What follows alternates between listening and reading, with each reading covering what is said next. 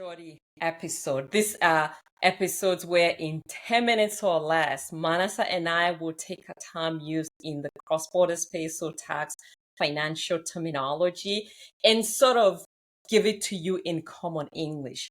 Today's terminology or term is Situs, Situs. This is really, really key in the cross-border context. So Manasa, what is Situs and why do we care is what we want to talk about. Take it away. Yes, thank you, Jane. Situs is the location of a property for legal purposes. And it depends on the type of item. So for most physical items, the situs is the place where the object is located presently.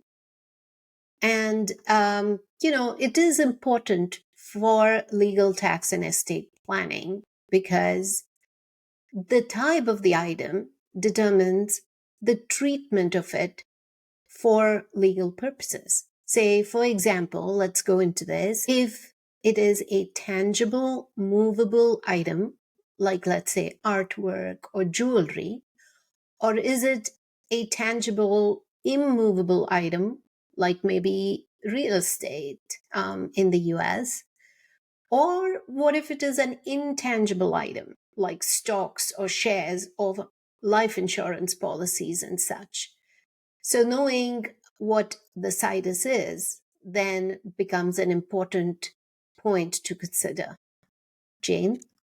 Right. And so just to kind of go into a little bit on that, let's say, for example, because we deal with some of these all the time, if you have an insurance policy, the situs for that policy is where the application is signed and the policy delivered, which means the laws of that state will apply. If you think of, let's say, another example is, let's say, like an irrevocable trust where this is created and signed, and by this I mean the country and the state, is really what laws will apply. There is a big difference between domicile and situs, and we actually talked a lot about domicile in episode 8, and we're going to put a link to this.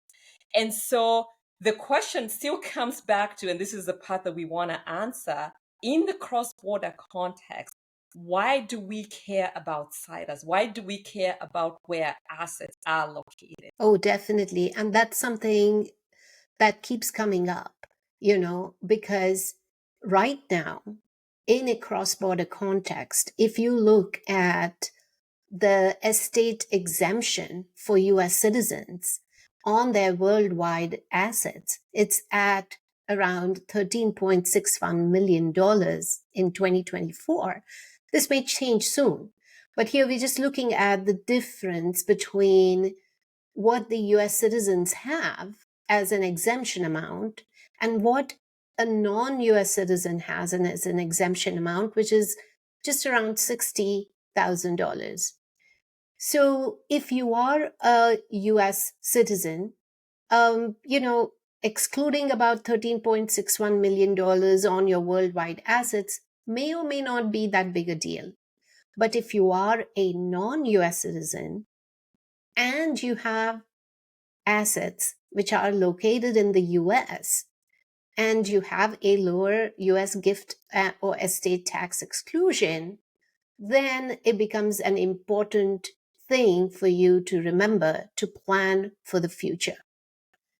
So that's one of the reasons why you should care to know what the situs of your asset is.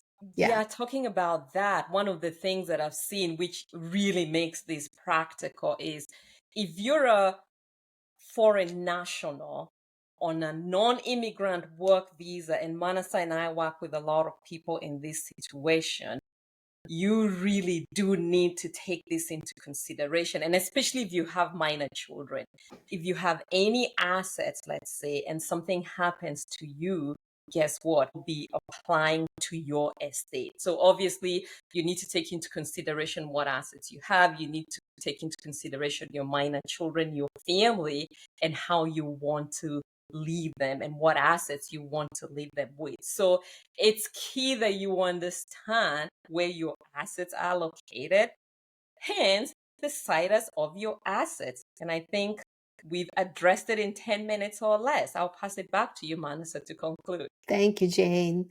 Yes. So if you, dear listener, like listening to our shorty episodes, and of course, our long episodes as well, hit follow on any major podcast platform you like and listen to our episodes, and please share that with your friends and family. Thank you.